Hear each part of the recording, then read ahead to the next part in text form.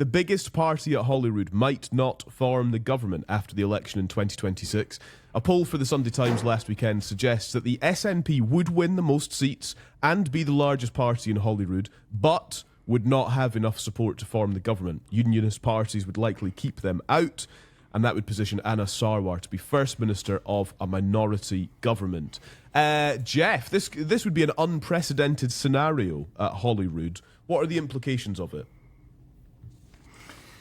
Yeah, well, first things first, I think if you're the SNP, you're pretty delighted with the results, the pure top-line figures. I mean, 33% plays 30% from Labour. And that is encouraging, particularly. So it kind of suggests that there hasn't been that massive honeymoon period for the Labour Party in the UK, which has transcended the Scottish Party. Now, we take everything with a pinch of salt. It's only a poll, and we're well off, 18 months off getting into the election nitty-gritty. But I think first and foremost, the SNP will be quietly just going, thank goodness for that. Okay, yes, these figures will have them not potentially in government. But if they aren't to be in government, this is exactly the result that they want. A Labour Party requiring Tory votes, requiring Liberal Democrat votes, less so because we anticipate there might be some coalition talks there, but requiring Tory votes when, I think that would be particularly challenging. It would be unprecedented. When I first saw the results actually on this, it reminded me of the 2003 Parliament, which was meant to be the Rainbow Parliament. Never really manifested itself because, Labour and Liberal had enough votes to kind of command the government. But, that was when we had 7 Greens. They made a big breakthrough. We had 6 Socialists, Margaret Macdonald, Dennis Canavan, John Swinburne, Scottish Senior Citizens Party. And now they're kind of being replaced a little bit by, if this poll's anything to go by, Reform, and I'd be grateful for Andy's views on how he thinks that impacts the Tories. And potentially Alba as well, which I'm sure we'll get into shortly, given my former boss. Quite interesting poll. If I'm Labour, I'm disappointed, no doubt about it. Andy, top line then. So let me do the numbers actually. This suggests that the SNP would get 41, Labour would get 40, the Conservatives would get 18, the Lib Dems would get 8, Reform UK would get 8, the Greens would get 10, and Alba would get 4. Let me start with where I agree with Geoff. I think this is a great poll for the SNP under the circumstances. I was quite surprised, if I'm being honest, but I don't suppose we should be surprised because there's always been reason to believe that the SNP vote is pretty sticky. And remember, it's PR, not first past the post, and they polled 30% in the general election, so you're always going to get a decent number of seats on that basis. I think from the SNP's point of view, I think they should be looking at, they're heading into party conference this weekend. They're pretty glum, right? But let's be honest, they're pretty upset with life. I think they should look at this poll and say, do you know what? We are not out of this. Despite everything that's happened over the last couple of years, we are not actually out of this yet. Labour could have a tough year and a half at Westminster. We're already starting to see that yesterday with Starmer's speech in the Rose Garden. They may not be a wildly popular government. People are, I'm sure, are glad that they're in and not the Tories, but they may not be wildly popular.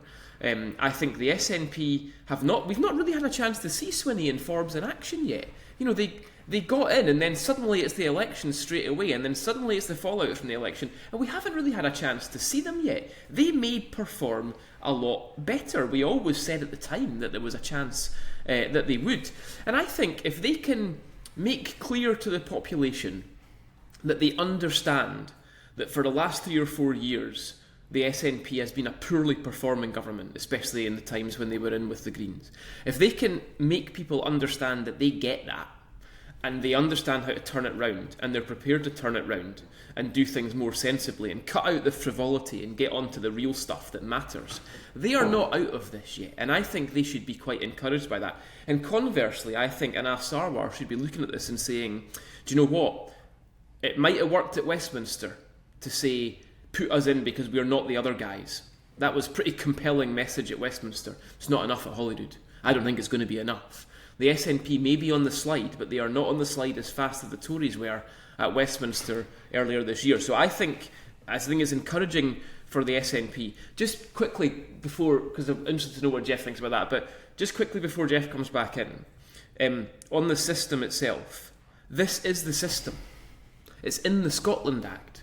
You have to win twice to be First Minister. You've got to do well enough in the country to be able to put together a majority in the Parliament, and then you have to get the MSPs in the Parliament voting for you to become First Minister. So a party which actually is not the largest party, but which can put together a majority and get voted for to be First Minister, that's the rules. There's nothing illegitimate. Now, I'm not saying it might not fly very well in the country. I'm not saying that the SNP, if they win more seats but don't form the government, wouldn't be able to make some campaigning points about that. But we should clarify at this point, because it's going to be important for the purposes of reporting over the next couple of years if this happens. That is the system. There's nothing illegitimate about that at all. That's the way it is supposed to work. It's in the Scotland Act. So we should not fall into the trap of somehow... I mean, yes, the SNP might use it as a campaigning point, but it's not a legislative point. It's not a legitimate point. Yeah. If I may just come in on the numbers, right?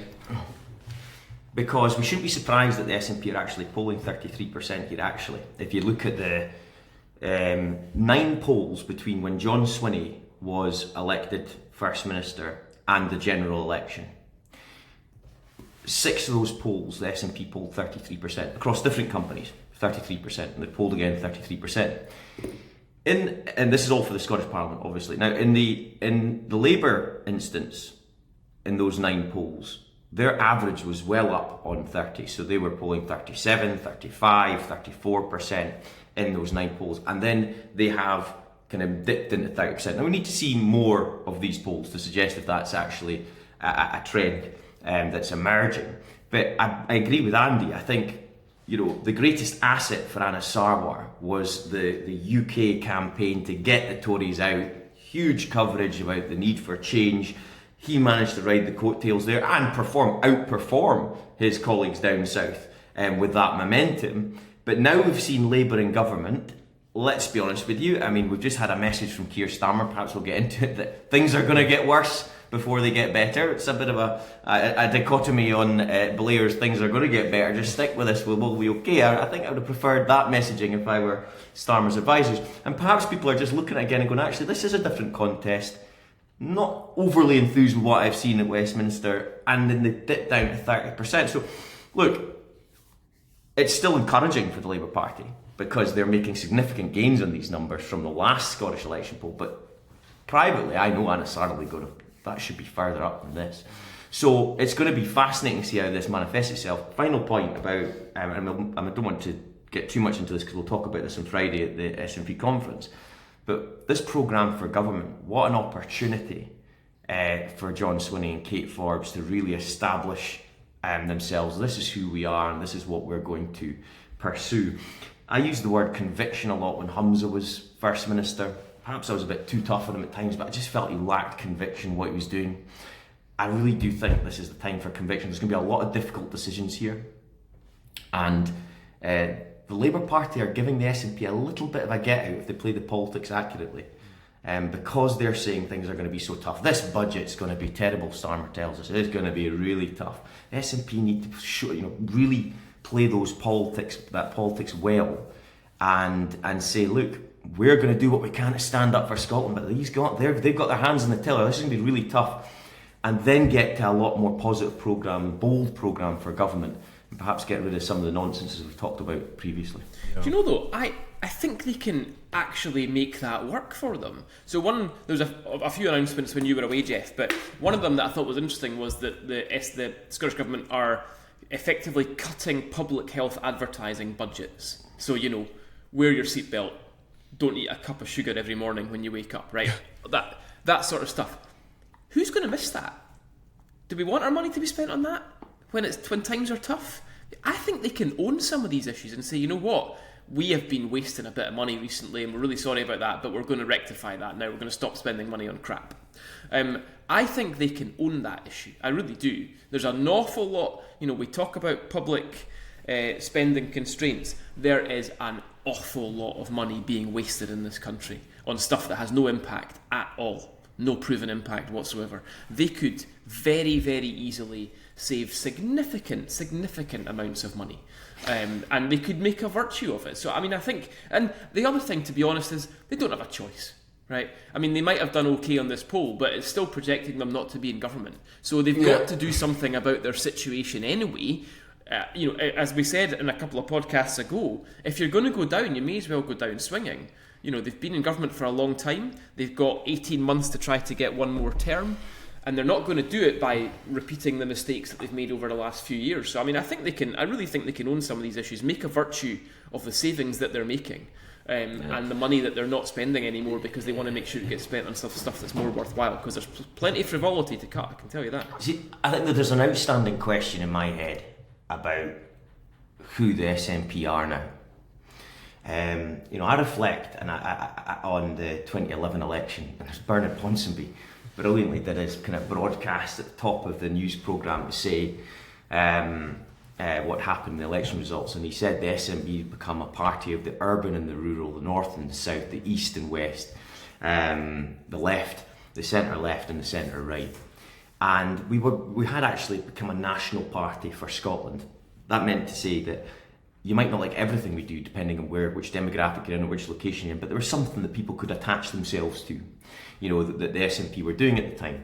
And we really shined with that, and we spoke to that National Party of Scotland ethos. I think there's a lot of folk within the parliamentary group, within party, that maybe just either don't remember that or perhaps weren't around at that time and are thinking, actually, we are the SNP and we're going to out-left Labour, or we're going to try and stick to our social provision credentials. All very honourable, but perhaps they should reflect on what made us successful in the first instance in 2007 and 11, and it was trying to speak to all Airts and Pairts. Bang in the middle, reach out to the centre left, reach out to the centre right with your policy proposals so that you could establish yourself as a National Party for Scotland. And it'd just be so interesting to see if John and Kate in the next couple of weeks and months try and play to that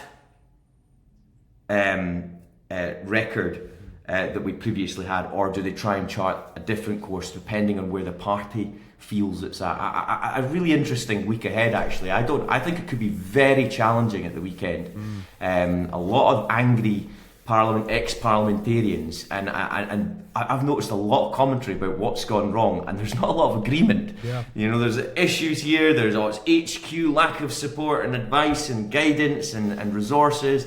We focused too much on this. No, we didn't. We focused too much on that. That's a very difficult situation to be in. I tell you need to get beyond that very quickly and move forward to what you're going to do, not what you didn't do previously. Do you know what's layered on top of that as well, right? And this gets back to the very start of this conversation, is the fact that it's PR, an additional member system. Because no matter, even if the SNP overperform what we think they're going to do, they are still losing loads of central belt seats to Labour. They're losing loads of urban constituencies to Labour. They need the list. They need the party list, and that means they need to appeal outside the central belt, because they need to get seats in the northeast, in the Highlands and Islands. They need to get seats in the south of Scotland, and they're going to get a lot more seats off the party list this year than they did the last time when they won all the constituencies. That's what they're going to be quite heavily dependent on. You're not going to get those seats if you still appear to be a mega urban party which doesn't understand life outside the central belt. So they have to change. Yeah, it's interesting. That's a good point. I mean, essentially that's what the SNP needed in 2007. We didn't have that many constituencies, but we just ran it up on the list, and we had Alex Salmond for First Minister on the list vote. Did that again in 2011 actually, but the second vote strategy is going to be all crucial here. You're absolutely right, Andy, because I think there is going to be constituencies that fall, and that's the big advantage of John and Kate. I mean, Humza and Patrick Harvey, not exactly your rural guys, right?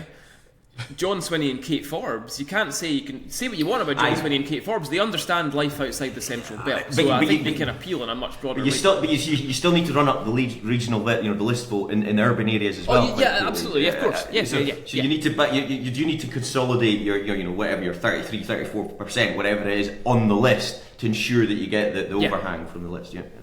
What about Anas Sarwar in all of this as well, then? Because the suggestion here is that he would become First Minister, this poll is indicating. But there's a couple of quirks to that. One, why can't he get over the line himself? He's going to need the support of other parties. I also caught this in the record, that one insider said winning 35% of the vote is the magic number, but a senior party figure said the optics of Anas Sarwar needing the Tories in any crunch vote to become First Minister would be bad and would be exploited by the SNP. How much is that a potential issue, Andy, that he's going to have to corral support from the other unionist parties, and is that a good or a bad thing? That's kind of how the Scottish Parliament works to an extent, isn't it? So again, we need the 65 votes is the majority, right? Yep. There's only been one majority government, which was Salmond in 2011. It often gets I've just called it the Aberdein government. I prefer that. Salmond jumped ship. He jumped ship, so he doesn't get the credit anymore. Yeah, you're the sole survivor. And a lot of people talk about that sort of having broken the system, which is not really correct, to be honest. As our friend at Ballot Box Scotland, Alan Faulds, would point out to you, it wasn't breaking the system. They just got enough seats and votes that they could do it. However, what is true to say is that the system is specifically designed to avoid that outcome. So, I mean, realistically, to get a majority on his own, Anas Sarwar is going to need almost 50% of the vote. So it's not realistic to talk about it in terms of him having failed if he doesn't get a majority. The Parliament is designed as a PR Parliament. Maybe we should talk about that a bit later, because it hasn't actually operated as a proper PR Parliament, but that's a slightly different story. The Parliament is designed as a PR Parliament. It's designed for either coalition or minority government. So Anas Sarwar's not supposed to get 65 seats on his own. Now, I think the interesting question here is the one that surrounds the involvement of the Tories. Anas Sarwar has said he wants to run a minority government. Fine, you can say these things in the run-up to an election. Doesn't mean it's what's going to happen after an election.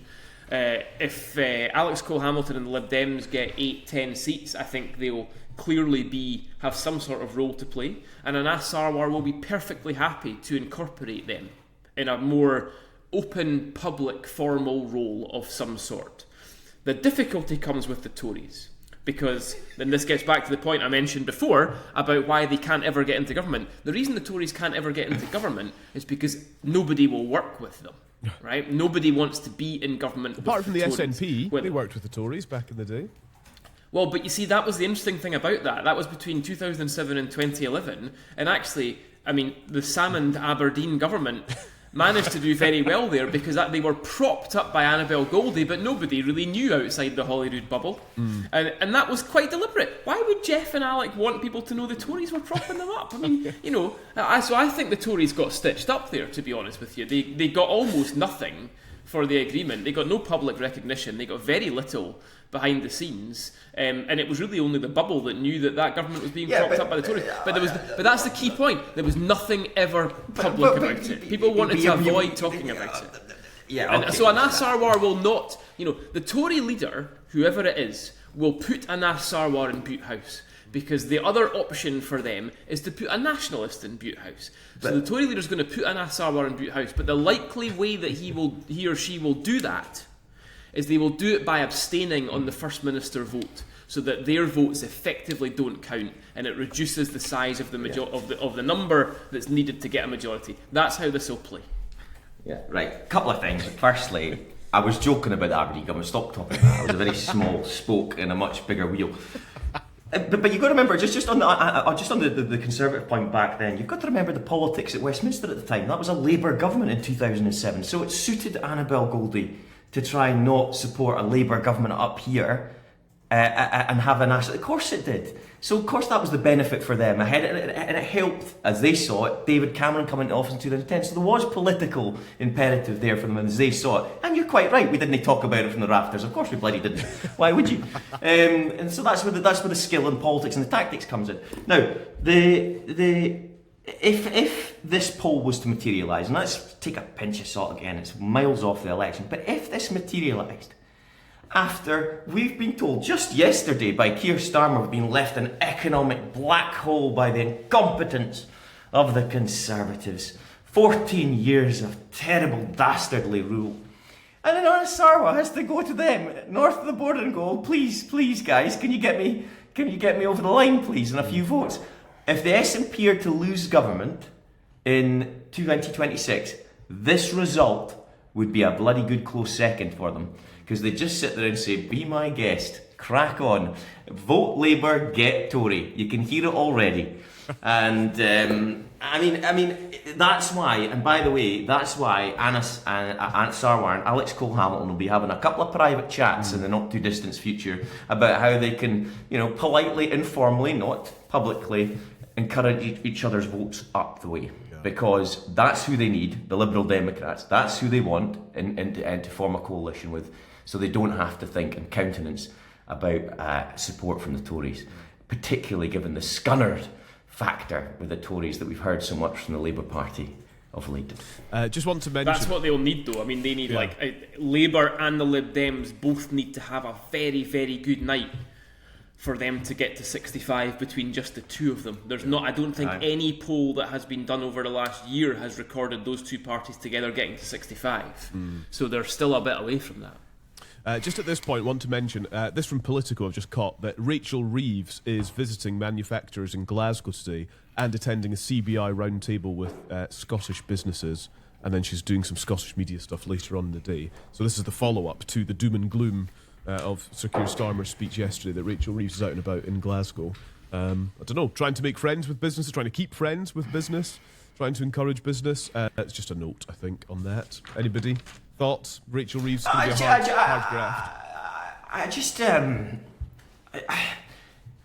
And there's no doubt that this is a challenging fiscal climate, no doubt about it. But I'm just not sure if I agree with the wisdom of coming in office and basically saying, we're in a lot of trouble here, things are looking very, very bad. And perhaps there's an element of expectation game here, but they've got such a huge mandate from the people. You'd like to think that they could tinge that with a bit more optimism and just balance out their narrative to say, look, things are tough, but they are going to get better, and this is how they're going to get better. Just stick with us here. Now, effectively, that is what they're saying, but the top lines that are emanating from what they're saying just now is, this is really tough, it's really bad. And then you can't help but, as a voter, go, well, this is rather deflating, isn't it? I just feel they need to get the balance in their messaging a bit better. Would be my observation. Do you know, I was speaking to a taxi driver. Just before you come in, Andy. No, I was just going to say, and this taxi driver was like, I get that things are bad because I'm living it and I've been living it for the last few years. I don't want to hear about what they did because they're done. It's not their turn now. I want to hear about these guys, who he said I didn't vote for, were his words, but he said, I want to hear how these guys are going to make it better. I'm kind of over the fact that it's crap, because I know it's crap. That's my life. Yeah. But I want to get it better. Go on, Andy. Sorry, I cut you off. No, I kind of agreeing with both of you, but I think that there's always, every government comes in and says the previous one's made a mess of it and it's going to be really, really difficult to get better, right? So everybody does that. I think they have dwelt on that for a little bit too long, as you and Geoff have both indicated there. But I think there's a way out of it, and this will be what business wants to hear today. And the way out of it is through leveraging private finance. So we're never going to invest in anything for the foreseeable future if we're relying on tax receipts, okay? Because the answer is always going to be, sorry, we don't have any money. There's going to be nothing, because they're going to say there's no money, right? So that means that to do anything at all, to build a road, to build a wind farm, whatever it might be, you need to leverage private finance. And Rachel Reeves knows this, because that is exactly what's happened with this £28 billion investment into renewables, in that she's taking advice from Rhian Mary Thomas, who's head of the Green Finance Institute, which is basically leveraging private finance to build renewables infrastructure, which is precisely what needs to happen.